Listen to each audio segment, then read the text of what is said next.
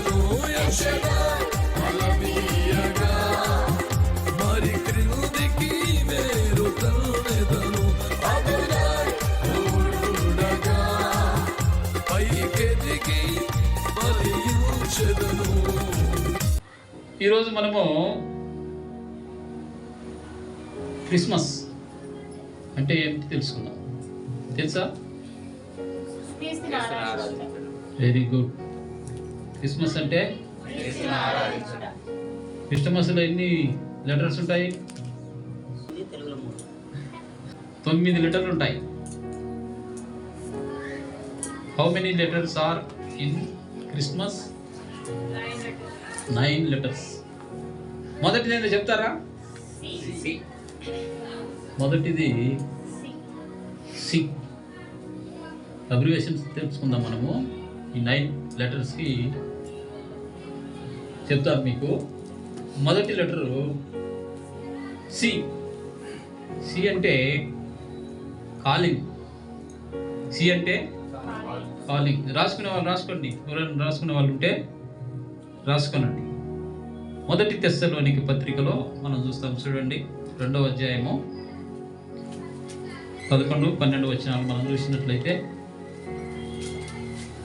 2వ అధ్యాయము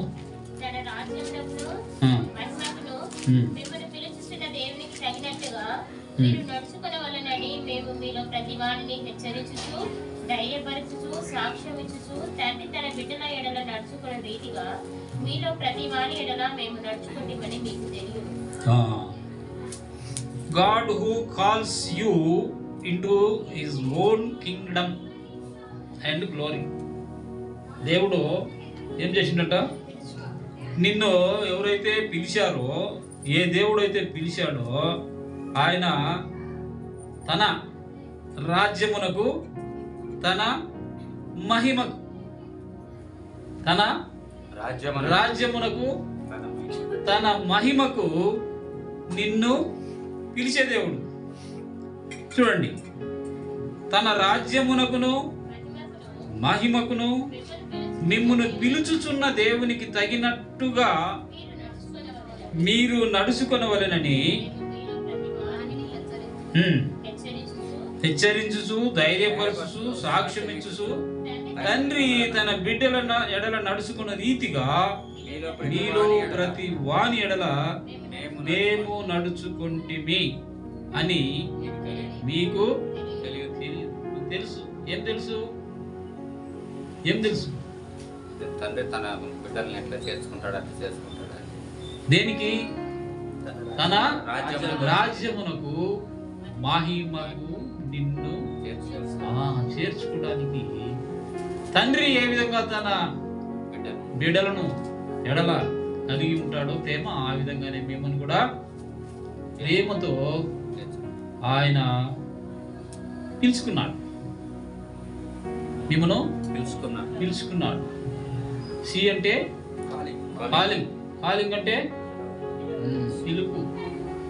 కాలింగ్ అంటే పిలుపు. రెండవదిగా చూస్తే లూకా సువార్త 5వ అధ్యాయం మనం చూస్తాం. 32వ వచనం. లూకా 5:32 చూడండి. మారు మనసు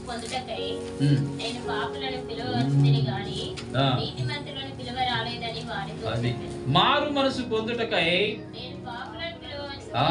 పాపులను పిలువ వచ్చితిని గాని నీతిమంతుని పిలువ రాలేదట. నీతిమంతుని పిలువ రాలే. ఎందుకని? ఎందుకు నీతిమంతుని ఎందుకు పిలవలేదు ఆయన? ఏమి? ఎందుకు? అది అంటే ఆయన ఉద్దేశం ఏంటంటే నీతిమంతుడు లేడు, ఒక్కడు కూడా లేడు. అందరూ త్రోవ తప్పి ఏకముగా పనికిమాల వారయ్యారు. అది నీతిమంతుడు అనేవాడు ఒక్కడు కూడా లేడట. ఈవెన్ సింగిల్ పర్సన్ ఒక్కడు కూడా లేడు. అందరూ కూడా ఏం చేసినారంటే త్రోవ తప్పినారు. ఏమి త్రోవ తప్పినారు? ఏం త్రోవ? ఏం త్రోవ? I am the way. ఆయన త్రోవ తప్పారు. తప్పిపోతే త్రోవ తప్పిపోతే ఏమవుతుంది చెప్పండి? రోగ తప్పిపోతే వేరే రూట్కి వెళ్ళిపోతాడు.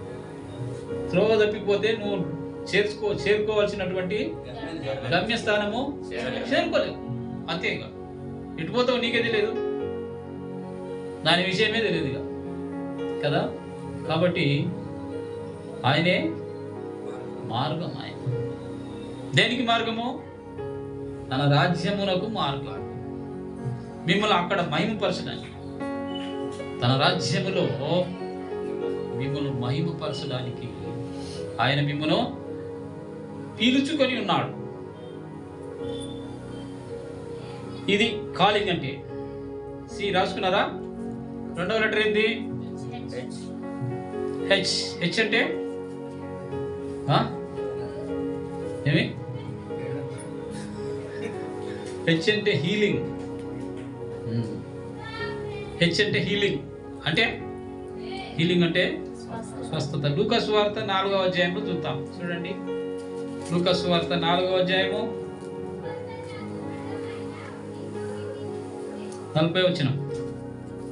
4:40. సూర్యుడు అస్తమించుచుండగా నానావిధ రోగముల చేత పీడింపబడుచున్నవాడు ఎవరెవరి యొద్ద నుండినో వారందరూ ఆ రోగులను ఆయన యొద్దకు తీసుకొని వచ్చిరి.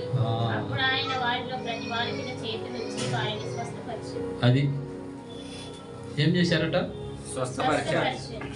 అందరి మీద ఎవరైతే సిక్ లో ఉన్నారో వారందరి మీద ఏం చేశారట? ఆయన చేతులు వచ్చి వారిని స్వస్థపరిచారు. ఏమండి, అందరిని లైన్ కదా లేకపోతే గుంపుగా కూర్చోబెట్టి మీ అందరికి స్వస్థత కలిగిన కాకండి కాదా? అవుతుందా కాదా? మరి ఏంటంటే మాదిరి. అది మనం నేర్చుకోవాలి. ఏం నేర్చుకోవాలి? చేతులు ఉంచి ప్రార్థన చేయటము మనం నేర్చుకోవాలి కదా. కొంతమంది నీళ్లు చల్లి కూడా స్వస్థత అంటారు. ఏం చల్లి? నీళ్లు. ఇదేంది స్వస్థత జలం? అప్పుడు ఆ రోజుల్లో చల్లారు కదా, నేను కూడా చల్లుతున్నా స్వస్థత జలం. ఏం చెప్పాలి చెప్పండి? మార్క్స్ వార్తలో కూడా చూస్తాం చూడండి, 3:10. మార్క్స్ వార్త 3:10. ఆయన అనేకులను స్వస్థపరచెను గనుక రోగ పీడితులైన వారందరూ ఆయనను ముట్టుకొనవలెనని ఆయన మీద పడి. అది రోగ పీడితులైన వారందరినీ ఆయన స్వస్థపరిచినాడు. ఆయన ఎవరంటే స్వస్థపరిచే దేవుడు. He is healing God. He is healing God. రెండవది కదా. మూడవదిగా మనం చూసినట్లయితే ఏమి లెటర్ ఉందండి? ఆర్. ఆర్. ఆర్ అంటే రిడమ్షన్. ఆర్ అంటే రిడమ్షన్. R means redemption. అంటే రిడమ్షన్ అంటే ఏంది? విమోచన. రిడమ్షన్ అంటే విమోచన. తీతు పత్రిక చూడండి, 2వ అధ్యాయము 14వ వచనం. తీతు పత్రిక. సమస్తమైన దుర్నీతి నుండి మనలను విమోచించి సత్యమైన దాసుగల ప్రజలను తన కోసం పవిత్రపరచుకొని తన సొత్తుగా చేసుకొనుటకు తను తానే మన కొరకు అర్పించుకోలేదు. అది ఆయన ఏం చేసిండంట? మనలను విమోచించి. ఎక్కడి నుండి విమోచించాడు? దుర్నీతి నుండి.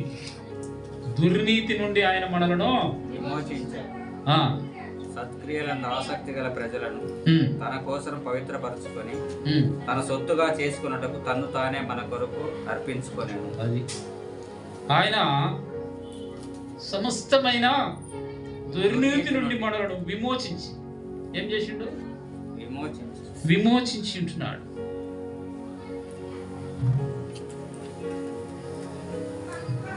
He gave himself for us to redeem us from all lawlessness and to purify for himself a people for his own possession who are jealous for good works. ఆయన మనలను సమస్త దుర్నీతి నుంచి విమోచించి అంత మాత్రమే కాదు, సత్క్రియల యందు ఆసక్తి గల ప్రజలుగా చేసినాడు. సత్క్రియల యందు ఆసక్తి గల ప్రజలుగా చేసి తన కోసం పవిత్రపరుచుకొని తన సొత్తుగా చేసుకొనుటకు తన్ను తాను మన కొరకు అర్పించుకునేను. మన కొరకు ఆయనే అర్పించుకున్నాడు. మనలను తనకు ప్రజలుగా చేసుకోవటం కోసం. ఇప్పుడు నువ్వు ఎవరంటే ఆయన ప్రజ. నీవు నీ సొత్తు కాదు, నువ్వు నీ సొత్తు కాదు, నేనే అన్నదానికి ఏం లేదు.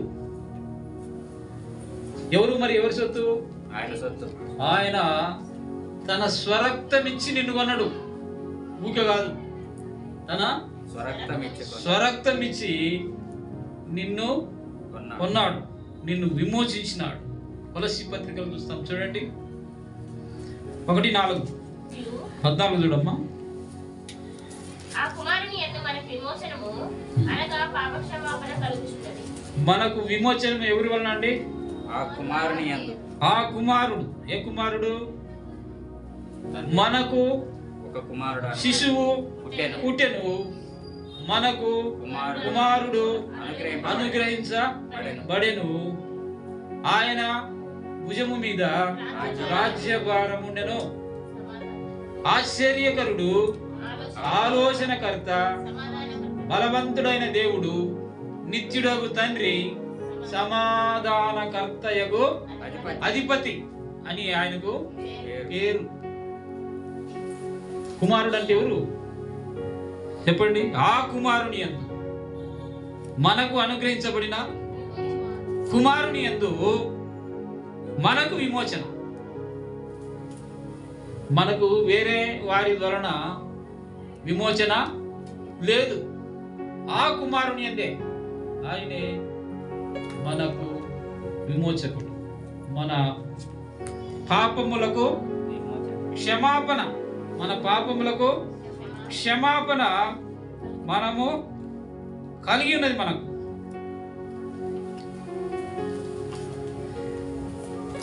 కాబట్టి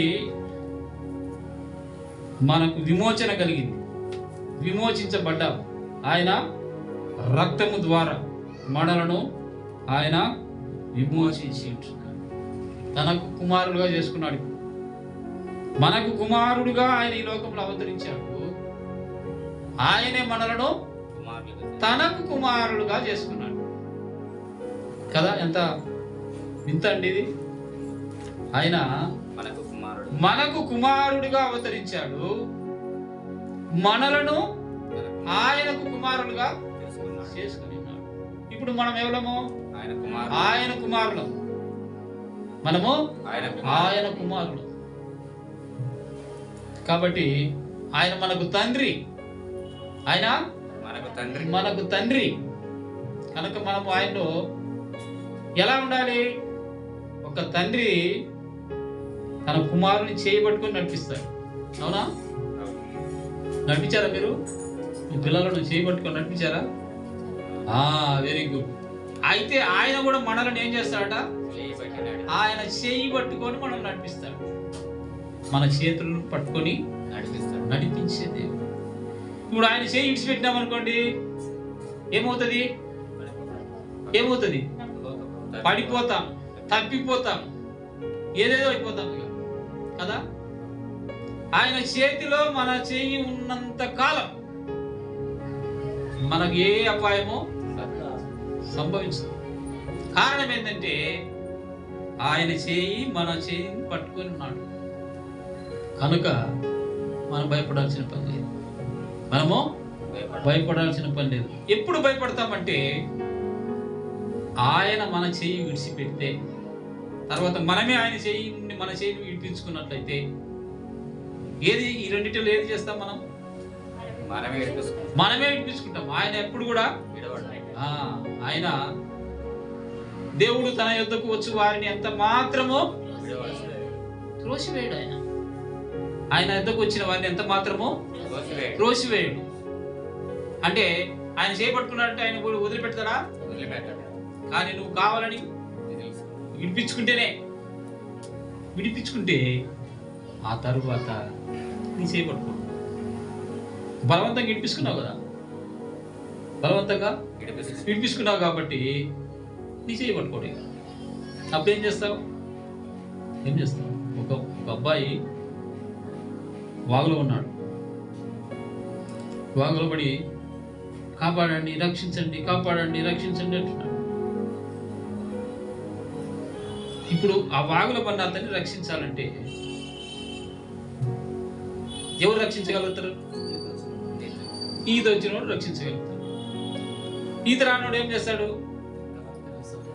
అయ్యో అయ్యో అయ్యో అయ్యో మునిపోతున్నాడు అంటాడు. అంతేనా? ఆయన కళ్ళ ముందే మునిగిపోతాడు ఈత రాకపోతే కదా. లోకములో ఉన్నది అది. దేవుని యొద్దకు వస్తే ఆయన నీ చెయ్యి విడిచిపెట్టడు. లోకంలో ఉన్నట్లయితే నువ్వు మునిగిపోతుంటే నీ దగ్గరికి వచ్చి మునిగిపోతున్నాడు అంటోళ్ళే కానీ ధైర్యం చేసి వాగులో దూకేటోళ్ళు ఎవరు ఉండరు. అది కాబట్టి మన దేవుడు మనలను విమోచించే దేవుడు, మనలను వదిలిపెట్టే దేవుడు కాదు. 4వ లెటర్ ఏంటంటే ఐ అంటే ఇనిక్విటీ.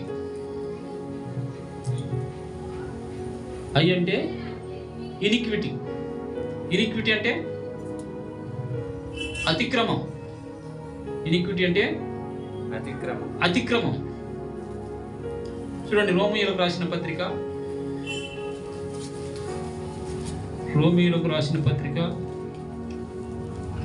4వ అధ్యాయం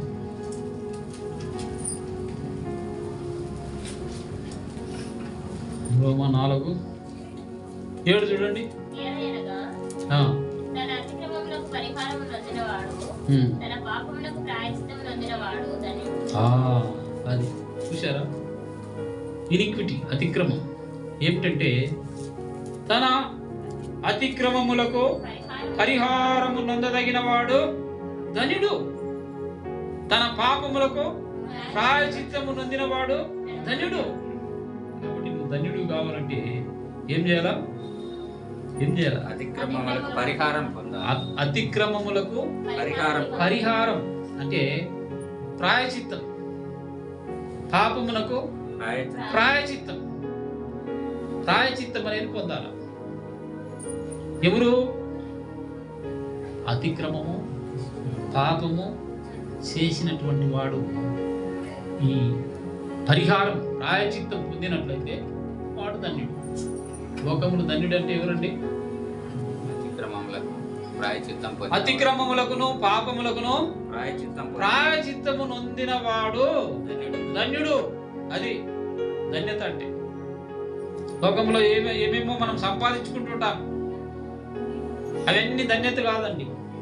లోకంలో నువ్వు ఏమైనా సంపాదించు, ఏ పదవి అయినా సంపాదించు, ఏ పోస్ట్ అయినా సంపాదించు, ఎంత డబ్బైనా సంపాదించు, ఎంత ధనమైనా సంపాదించు, అది ధన్యత కాదు. అది ధన్యత కాదు. మరి ఏది ధన్యత అంటే అతిక్రమములకు, తన అతిక్రమములకు పరిహారము నొందినవాడు మరియు తన పాపములకు ప్రాయచిత్తము నొందినవాడు ధన్యుడు. వారే ధన్యుడు. ప్రపంచంలో ఈ లోకంలో ఎవరు ధన్యులు కాదు కదా. పైన మన గ్రీకు వీరుడు అంటే తెలుసా? అలెగ్జాండర్ ప్రపంచ దేశాలన్నిటినీ జయించి మన దేశానికి వచ్చి కొంతవరకు ఇక్కడ కూడా జయించి తిరిగి ప్రయాణమై వెళ్ళిపోయాడు. ఎందుకు వెళ్ళిపోయాడు? జ్వరం వచ్చిందట. ఎందుకు జ్వరం వచ్చింది? దోమ పుట్టింది. ఇండియాలో ఉన్న దోమలు మామూలు దోమలు కాదు. ఇండియాలో ఉన్న దోమలు మామూలు దోమలు కాదు. పుడితే ఏమొస్తుంది? మలేరియా వస్తుంది. ఒక్క ప్రపంచాన్ని జయించినటువంటి గొప్ప రాజు ఆయన. అలెగ్జాండర్ ది గ్రేట్ అన్నటువంటి ఆయనే ఒక చిన్న దోమ కాటుకే చచ్చిపోయినాడు. చూశారా? కాబట్టి ఇప్పుడు అతను ధన్యుడా కాదా? ధన్యుడా కాదా చెప్పండి? ప్రపంచాన్ని జయించిండండి, గొప్ప పేరు సంపాదించుకున్నాడండి. అతడు దేవుని దృష్టిలో ధన్యుడా కాదా? కాదు. కనుక ఆయన చనిపోయినప్పుడు ఏమన్నాడంటే, నేను ఈ లోకానికి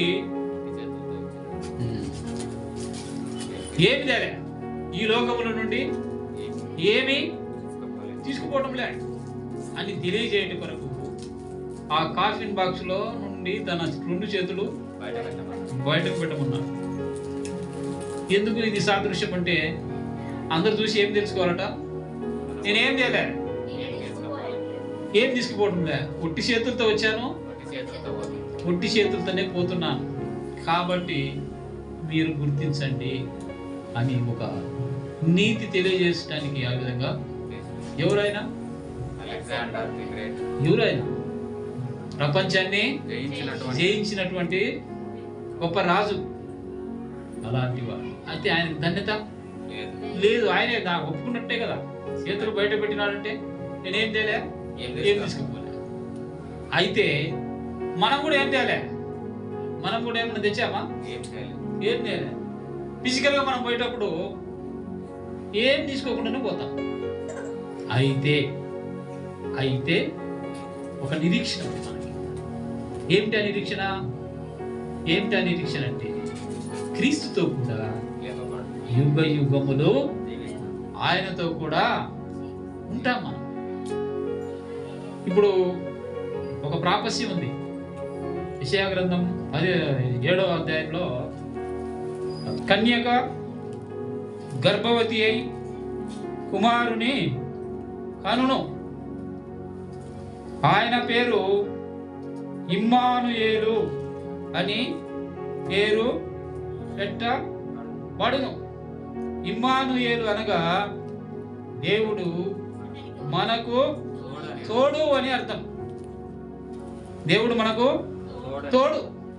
కాబట్టి మన హోప్ ఏంటంటే, ఆయనతో కూడా మనము ఉంటాం. దేవుడు మనకు తోడైంటాడు. ఎప్పటిదాకండి? ఆ యుగ యుగములు ఆయనతో కూడా మనము ఉంటాం. అది తర్వాత లెటర్ ఏముంది? ఇప్పుడు దాకా ఉన్నదా? చూసారా? ఎన్ని చూశారు? ఫస్ట్ ఏముంది? సి అంటే కాలింగ్, పిలుపు. రెండవది హెచ్ అంటే హీలింగ్, స్వస్థత. మూడవది ఆర్ అంటే రిడెంప్షన్, అంటే విమోచన.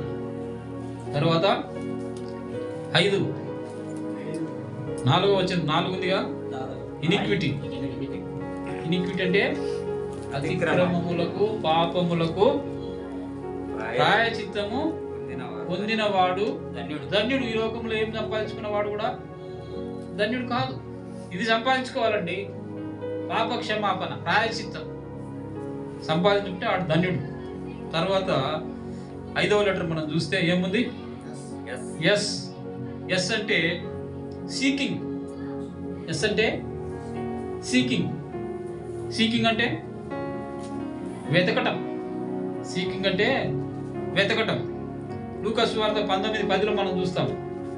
లూకా సువార్త 19:10 ఏముందంటే, నశించిన దానిని వెదకి రక్షించుటకు మనుష్య కుమారుడు ఎందుకు వచ్చాడండి? నశించిన దానిని వెతికి రక్షించడానికి ఆయన ఈ లోకానికి వచ్చాడు. నశించిందంటే ఏంటి? నశించడం అంటే ఏంటి? అయితే బైబిల్ గ్రంథంలో ఏముందంటే లాస్ట్ అని ఉంటుంది. ఏమి నశిస్తాయి? కోల్పోతాయంటే, ఒక ఉపమానం ఉంది. గొర్రెల కాపరికి 100 గొర్రెలు ఉంటాయి. 100 గొర్రెలలో ఒక్కటే గొర్రె తప్పిపోతుంది. అయితే ఆ గొర్రెల కాపరి ఒక్క గొర్రె కోసం ఏం చేస్తాడంటే 99 గొర్రెలను వదిలిపెట్టి ఆ తప్పిపోయినటువంటి ఆ ఒక్క గొర్రె కోసము వెతుకుతూ వెళ్తాడు. అది దొరకగానే ఏం చేస్తాడు? ఎంతో సంతోషిస్తాడు. ఆ సంతోషం ఆయన అందరితో పంచుకుంటాడు. అందరిని పిలిచి, ఇదిగో తప్పిపోయిన నా గొర్రె దొరికినది. నా ఆనందంలో, నా సంతోషంలో మీరు కూడా పాలు పంచుకోండి అంటాడు. అదే విధంగా తప్పిపోయిన నీ కొరకు ఈ లోకంలో ఆయన మార్గము నుండి తప్పిపోయిన నీ కొరకు యేసు ప్రభువు వెతుక్కుంటూ వచ్చాడు. మామూలుగా కాదండి. ఏం చేస్తూ వచ్చాడు? వెతుక్కుంటూ వచ్చాడు. నిన్ను నువ్వు దొరకగానే ఆయన ఎంతో సంతోషిస్తాడు. దొరికినప్పుడు ఏం చేస్తాడు తెలుసా ఆయన? ఇప్పుడు గొర్రెల కాపురు ఏం చేసినాడు? మిగతా వారి అందరినీ పిలుచుకొని వారితో కూడా కలిసి సంతోషించాడు. అయితే యేసు ఏం చేస్తాడంటే దేవదూతలను పిలుచుకొని, మీరు దొరికినప్పుడు ఆయన సంతోషం దేవదూతలతో పంచుకుంటాడంట. ఏమని? ఇదిగో నా కుమారుడు, నా కుమార్తె ఈరోజు రక్షణ పొందింది, నా సన్నిధిలోకి వచ్చింది. నువ్వు రక్షణ పొందితే, నువ్వు బాప్తిజం తీసుకుంటే దేవుడు ఏం చేస్తాడు? ఆ దేవదూత అందరినీ పిలుచుకొని సంతోషిస్తాడు. వారికి చెప్తాడు, నీ గురించి సాక్ష్యం ఇస్తాడు. ఇదిగో నా కుమారుడు రక్షించబడ్డాడు అని ఆయన దేవదూతలతో సంతోషిస్తాడు. మరి తప్పిపోయా ఉంటే వెతుకుతూ ఉంటాడు. నువ్వు దొరికేదాకా వెతుకుతాడు. నువ్వు వాయిదా వేస్తావు కదా, వచ్చే సంవత్సరం, లేకపోతే December 31 లేదా January 1 అని పోస్ట్ పోన్లు చేస్తూ ఉంటారు కదా. దేనికి? బాప్టిజం చేసుకోవడానికి పోస్ట్ పోన్లు చేస్తారు. పండగ రోజు అయితే నాకు బాగుంటుందండి అని కొంతమంది అంటారు. పండగ కల్లా నేను బాప్టిజం తీసుకోవాలని కొంతమంది అనుకుంటారు. నా పుట్టినరోజు నేను బాప్టిజం తీసుకోవాలండి అంటారు. పుట్టినరోజు బాప్టిజం తీసుకుంటే ఏమవుతుంది? ఆత్మీయంగా పుట్టినాను అని, అంటే స్పిరిచువల్ బర్త్డే. 2 బర్త్డేలు ఒకేసారి చేసుకోవచ్చు అని ఎంత ఆశ ఉంటుంది కదా. మామూలు బర్త్డే కాదు, స్పిరిచువల్ బర్త్డే కూడా నేను చేసుకోవాలి అదే రోజు అని చెప్పేసి కొంతమంది ఏం చేస్తారు? బర్త్డే రోజు చేసుకుంటారు. కాబట్టి కొంతమంది పండగ రోజు చేసుకుంటారు. క్రిస్మస్ పండుగ రోజు అయితే ఎంత బాగుంటుందండి అని ఏం చేస్తారు? పండగ రోజు చేస్తారు. ఆయనకి ఎవరు తీసుకుని ఇస్తారు? పండగ రోజు ఎవరు ఇస్తారు చెప్పండి? ఎవరన్నా ఆ రోజు ఖాళీగా ఉంటారా? కాబట్టి అయితే ఫిలిప్ ఏం చేసినాడంటే, ఇదిగో నీరు, ఇదిగో నీరు, ఏంటి నీకు ప్రాబ్లం? నాకు బాప్తిస్మం ఇవ్వడానికి ఏమైనా అభ్యంతరమా అని అన్నాడు. అంటే ఆ దారిలోనే ఆ యొక్క ఫిలిపు ఆయనను ఎంత ప్రేరేపించుంటాడు చూడండి. బాప్తిస్మం యొక్క ఆవశ్యకత, లేట్ చేస్తే ఏమవుతుందో, లేట్ చేయకూడదు, ఇప్పుడే తీసుకోవాలన్నటువంటి ఆ నిరీక్షణ, ఆ యొక్క దాంట్లోనికి వచ్చేసాడు ఆయన కదా. ఇంకా ఒక విషయం తెలుసా? పౌలును శీలను బంధించి చెరసాలలో వేస్తే వాళ్ళు ఏం చేసినారంటే అప్పట్లో కొట్టి పాటలు పాడుతూ దేవుని నామాన్ని స్తుతించగానే ఏమైంది? చెరసాల పడిపోయింది. పడిపోతే చెరసాల అధికారి ఏం చేసినాడంటే, వీళ్ళందరూ చచ్చిపోయినట్టుండది, పారిపోయినట్టుండది, నాటు చచ్చిపోయింది, వీళ్ళందరూ పారిపోయినట్టుంది, నా ఉద్యోగం పోతే నేను బతకడం ఎందుకని చెప్పేసి కత్తి తీసుకొని ఆత్మహత్య చేసుకోవడానికి పూనుకున్నాడు. అయితే పౌలు ఏమన్నాడు? సహోదరుడా, నువ్వేం చేసుకోవద్దు, మేమందరము ఇక్కడే ఉన్నాం అన్నప్పుడు ఆయన వణుకుతూ ఆయన దగ్గరికి వచ్చాడు. రాత్రి సువార్త చెప్తే అప్పుడే, ఆ రాత్రే, టైం లేదు, అప్పుడే ఆ రాత్రే వాళ్ళిద్దరిని కూడా ఇంటికి తీసుకెళ్ళాడు. ఇంటికి తీసుకెళ్ళి వారి గాయములు కట్టి, వారికి మందేసి, వారికి భోజనం పెట్టి, అప్పుడు ఏమంటున్నారంటే, నాకు ఇప్పుడే బాప్తిస్మం. ఆ నైట్ అవసరమా? తెల్లారితే తీసుకోకూడదా? తెల్లారితే బాప్తిజం తీసుకోకూడదా? రాత్రే కావాలంటున్నాడు ఆయన. రాత్రే. ఎందుకు? తెల్లవారితే ఏమైందంటే ఆయనను పై ఆ శరసాలలో ఉంచినటువంటి వారందరూ, ఆయన రేపు శిక్ష ఉంది. తెల్లారితే శిక్ష ఉంది. ఒకవేళ అయినా రేపు శిక్షకు లోనైతే నేను నశించిపోతా, నేను నశించిపోతా, నా కుటుంబము నశించిపోతుంది అని చెప్పి ఆ రాత్రి బాప్తిసం తీసుకున్నాడు. కాబట్టి ఎప్పుడైతే మనం బాప్తిసం తీర్మానం తీసుకున్నామో దానిని పోస్ట్ పోన్ చేయకూడదు,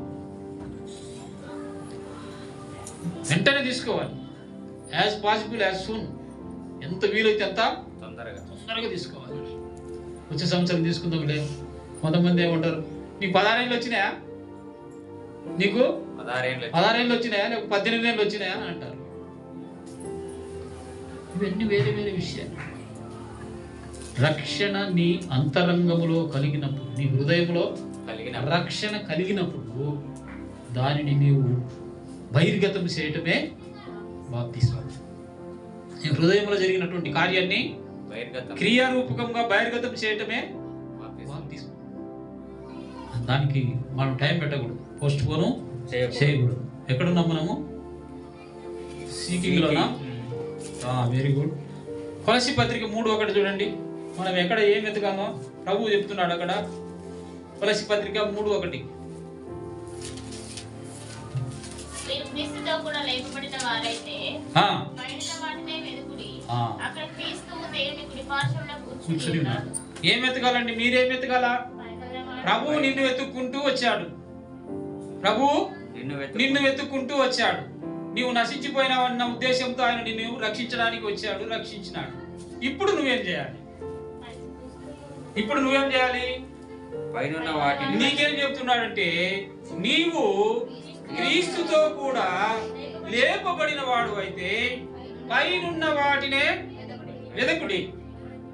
అక్కడ క్రీస్తు దేవుని కుడి పార్శ్వమున కూర్చొని ఉన్నాడు. అది ఆయన నిన్ను ఎత్తుక్కుంటూ భూలోకానికి వచ్చాడు.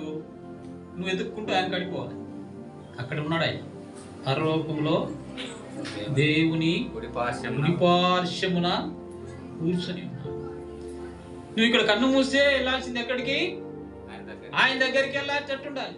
అది వెతకాలి. మనము లోకములో ఉన్న వాటిని వెతకూడదు, లోకాశ కొరకై వెళ్ళకూడదు, శరీరాశ కొరకై వెళ్ళకూడదు, జీవపు డంబం కొరకై వెళ్ళకూడదు. మత్తయి సువార్త 7:7 మనకు ఒక మంచి మాట ఉంటుంది. ఏముంటుంది తెలుసా? అడుగుడి, వెదకుడి. వెదకాలి. మీరు ఏం చేయాలి? వెదకాలి. పైనున్న దాన్ని వెతుకు. పైనున్న దాన్ని. నీ పౌరసత్వము పరలోకంలో ఉండాలి. పరలోకంలో నీ పౌరసత్వం ఉండాలి. అంటే నీ ఇల్లు ఉండాలి అక్కడ. ఇప్పుడు క్రిస్మస్ వస్తే అందరూ ఏడిపోతారు, ఇంటికి వెళ్తారు. ఇల్లు లేని వాళ్ళు ఏం చేస్తారు? పోతారా? కాబట్టి పరలోకం వెళ్ళాలంటే పరలోకములో నీకు ఇల్లు ఉండాలి. పరలోకంలో ఇల్లు లేకపోతే వెళ్ళలేదు. అంతే. కాబట్టి లోక సంబంధమైన ఇల్లు గురించి కాదు, కానీ పరలోక సంబంధమైన ఇల్లు కావాలి. మనం ఈడ కన్ను మూస్తే ఆడ కన్ను తెరిచేటట్టు ఉండాలి. అయిపోయినాయి అన్ని? ఇంకా ఉన్నాయా? సరే. టీ అంటే టీచింగ్. టీచింగ్ అంటే బోధించటం. టీచింగ్ అంటే బోధించటం. మత్తయి సువార్త 9:35 చూడండి. త్వరగా చూసుకోండి, ముగించుకుందాం. యేసు వారి సమాజ మందిరములలో వారి సమాజ మందిరములలో బోధించుచు రాజ్య సువార్త ప్రకటించుచు ప్రతి విధమైన రోగమును ప్రతి విధమైన వ్యాధిని స్వస్థపరచుచు సమస్త పట్టణముల యందును గ్రామముల యందును సంచారం చేసెను. ఆయన బోధ చేస్తున్నాడండి. ఆయన బోధ చేస్తున్నాడు. దేని గురించి చెప్తున్నాడు? ఆయన దేని గురించి బోధ చేస్తున్నాడు? దేవుని రాజ్యం గురించి బోధ చేస్తున్నాడు. ఆయన లోక సంబంధమైన ఈ రాజ్యం గురించి కాదు. ఈ రాజ్యం శాశ్వతమైన రాజ్యము కాదు. 5 సంవత్సరాల రాజ్యం కొరకు ఎన్నో ఇబ్బందులు, ఎన్నో కష్టాలు, ఎన్నో ఏంటి కొట్లాటలు చేస్తా ఉన్నారు. ఎన్ని సంవత్సరాల కోసం? 5 సంవత్సరాల కోసము మర్డర్లు, మానభంగాలు చేస్తూ ఎన్నో ఇబ్బందులు పెడుతున్నారు. అయితే అది శాశ్వత రాజ్యం. ఏ రాజ్యము? శాశ్వత రాజ్యం, పర్మనెంట్ కింగ్డమ్. అది దానికి మార్పు లేదు. ఆ రాజ్యానికి ఈ రాజ్యం 5 ఏళ్లే. ఆ రాజ్యము యుగ యుగాలు ఉండే రాజ్యం. అది యేసు వారి సమాజ మందిరములలో బోధించుచు రాజ్య సువార్త ప్రకటించుచు చాలు. వారి సమాజ మందిరాలలో బోధించుచు రాజ్య సువార్త ప్రకటిస్తూ ఉన్నాడు. రాజ్య సువార్త అంటే పరలోక సంబంధమైన సువార్త ప్రకటిస్తా ఉన్నాడు. చూడండి మార్కు సువార్త 12:14 చూడండి. మార్కు 12:14. వారు వచ్చి బోధకుడా, నీవు సత్యవంతుడవు, నీవు ఎవరిని లక్ష్యపెట్టని వాడవని మేము ఎరుగుదుము. నీవు మోమాటం లేని వాడవై దేవుని మార్గము సత్యముగా బోధించు. దేవుని మార్గమును సత్యముగా బోధిస్తాడట. కైసరుకు ఖండించుట న్యాయము కాదా? చూశారా?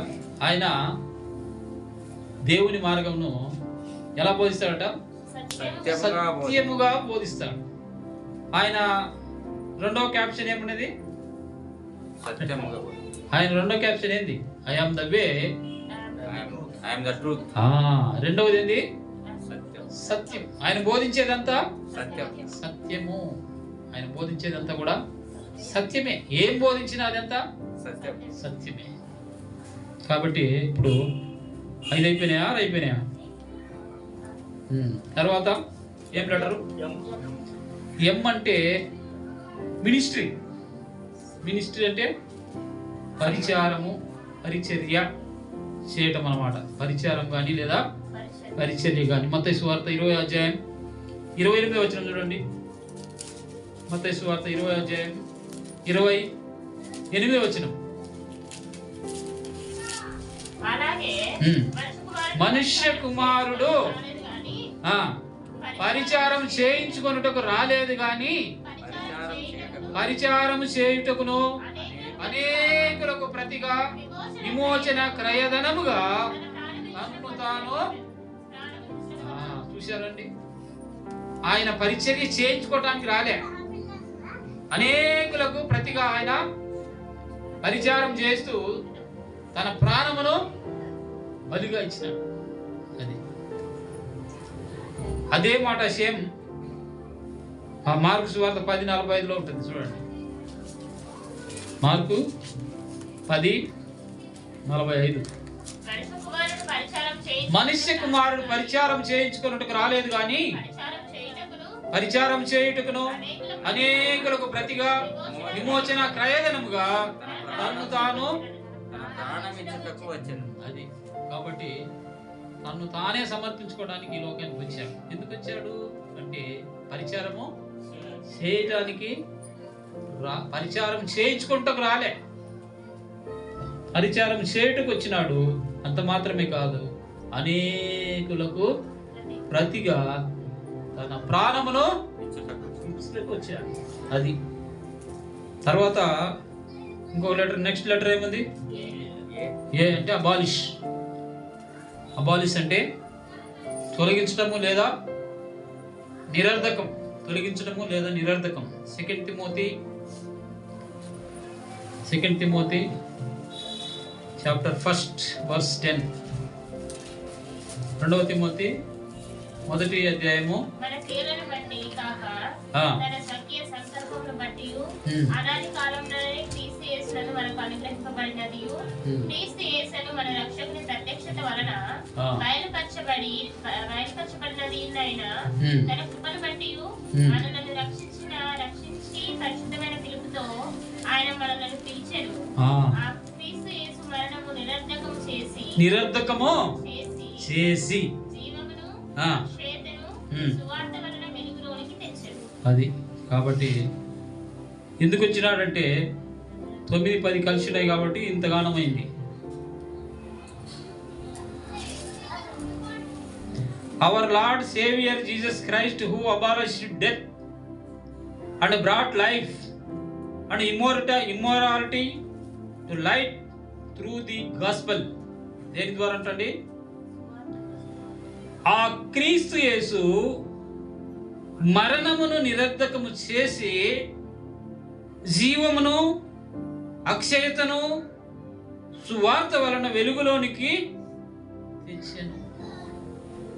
ఆయన ఏం చేస్తున్నాడు? మన మరణాన్ని నిరర్ధకం చేస్తున్నాడు. అంటే మన మరణాన్ని తొలగించి శాశ్వత జీవం, ఎక్కడ? పరలోకంలో శాశ్వత జీవం. ఈ లోకంలో పర్మనెంట్ కాదు, కానీ పరలోకంలో శాశ్వత జీవం. అది రోమీయులకు రాసిన పత్రిక 11వ అధ్యాయం 26. వారు ప్రవేశించినప్పుడు విమోచకుడు సియోనులో నుండి వచ్చి యాకోబులో నుండి భక్తిహీనతను తొలగించును. నేను వారి పాపములను పరిహరించినప్పుడు నా వలన వారికి కలుగు నిబంధన ఇదియే అని వ్రాయబడినట్లు ఇశ్రాయేలు జనులందరూ రక్షింపబడరు. అది కాబట్టి వారు ప్రవేశించినప్పుడు విమోచకుడు సియోనులో నుండి వచ్చి యాకోబులో నుండి భక్తిహీనతను తొలగించును. ఏం చేశారట? భక్తిహీనతను తొలగిస్తారు. భక్తిహీనతను నీలో నుండి తొలగిస్తాడు. యాకోబులో నుండి భక్తిహీనతను. యాకోబు దేనిగా మారాడు? ఇశ్రాయేలుగా మారాడు. అంటే మోసకరమైనటువంటి జీవితంలో నుండి ఆశీర్వాదకరమైన జీవితంలోనికి వచ్చాడు ఆయన. కాబట్టి మనకేమంటున్నాడంటే, మన విమోచకుడు సియోనులో నుండి వచ్చి యాకోబులో నుండి భక్తిహీనతను తొలగించి నేను వారి పాపములు పరిహరించినప్పుడు నా వలన వారికి కలుగు నిబంధన. దేవుడు ఒక కవనంట్ ఇచ్చాడు. ఆ కవనంట్ ఏందో తెలుసా? నిబంధన ఇచ్చాడు మనం. ఏమిటి ఆ నిబంధన తెలుసా? క్రొత్త నిబంధన. ఏమిటి క్రొత్త నిబంధన అంటే? క్రొత్త నిబంధన అంటే ఏంది? క్రొత్త నిబంధన అంటే బైబిల్ చిన్నది తీసుకొని చూపిస్తారు, అదే? క్రొత్త నిబంధన అంటే ఎవడు నా శరీరమును తినునో నా రక్తమును త్రాగునో వాడు నిత్య జీవము గలవాడు. అదేనండి, ఆయన శరీరము ఆయన రక్తమే క్రొత్త నిబంధన. ఇది నా రక్తము, క్రొత్త నిబంధన వలనైనా నా రక్తము. నేను వచ్చే వరకు దీనిని చేయుటకు జ్ఞాపకము. అది నిబంధన, క్రొత్త నిబంధన. ఆయన మన విమోచకుడు. ఎవరండి? విమోచకుడు. తర్వాత మన పాపములను తొలగించేవాడు. పాపాలను, మన శాపాలను తొలగించేసి మనలను రక్షించినటువంటి దేవుడు. తర్వాత లాస్ట్ ఎస్ అంటే సాల్వేషన్ లేదా సేవింగ్. ఎస్ అంటే సాల్వేషన్ లేదా సేవింగ్. సేవింగ్ అంటే రక్షించటం. సాల్వేషన్ అంటే రక్షణ. సేవించుట అనేది మనం చూసినట్లయితే 1 తిమోతి పత్రికలో చూస్తాం. 1 తిమోతి పత్రిక 1వ అధ్యాయము 15వ వచనం మనం చూస్తే పాపులను రక్షించుటకు క్రీస్తు యేసు లోకమునకు వాక్యము నమ్మదగినదియు అది. కాబట్టి పాపులను రక్షణ ఎవరికి అవసరము? పాపులకు అవసరం. నీతిమంతుని నేను పిలవరాలే, నీతిమంతుని పిలవరాలే. ఎవరిని పిలవడానికి వచ్చాడు? పాపులను. అందుకే పాపులను రక్షించుటకు క్రీస్తు యేసు లోకమునకు వచ్చేను.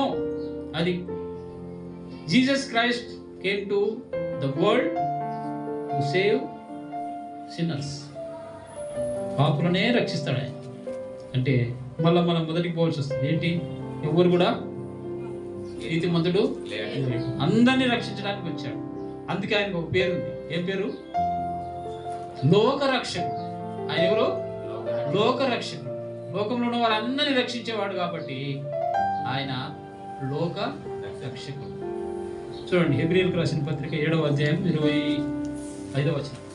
హెబ్రీ 7:25. ఈయన తన ద్వారా దేవుని యొద్దకు వచ్చి వారి పక్షమున విజ్ఞాపనం చేయుటకు నిరంతరము జీవించుచున్నాడు కనుక వారిని సంపూర్ణంగా రక్షించడానికి శక్తివంతుడై ఉన్నాడు. చూడండి,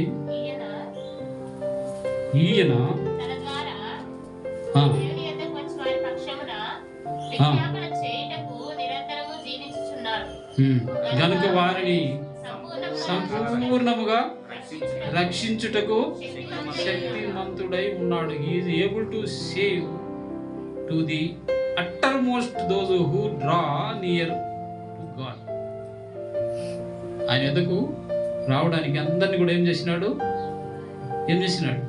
సంపూర్ణంగా రక్షించుటకు శక్తిమంతుడై ఉన్నాడు. He is able to save. ఆయన రక్షించడానికి శక్తిమంతుడు. ఎన్నైనాయి? ఫస్ట్ ఏంటి? సి అంటే కాలింగ్. రెండవది హెచ్ అంటే హీలింగ్. మూడవది ఆర్ అంటే రిడెంప్షన్. నాలుగవది ఐ అంటే ఇనిక్విటీ. నెక్స్ట్ ఎస్ అంటే సీకింగ్. తర్వాత టీ అంటే టీచింగ్. తర్వాత ఎం అంటే మినిస్ట్రీ. ఏ అంటే అబాలిష్. ఎస్ అంటే సేవ్ ఆర్ సాల్వేషన్. కాబట్టి దేవుని బిడ్డలారా, మనము వాళ్ళలో పాలు పంచుకునే ముందు మన ఆత్మీయ విశ్వాస జీవితాన్ని పరీక్షించుకొని సరి చేసుకుని ఆయన శరీర రక్తాలలో పాలు పంచుకుందాం. అందరూ కూడా మోకరించండి.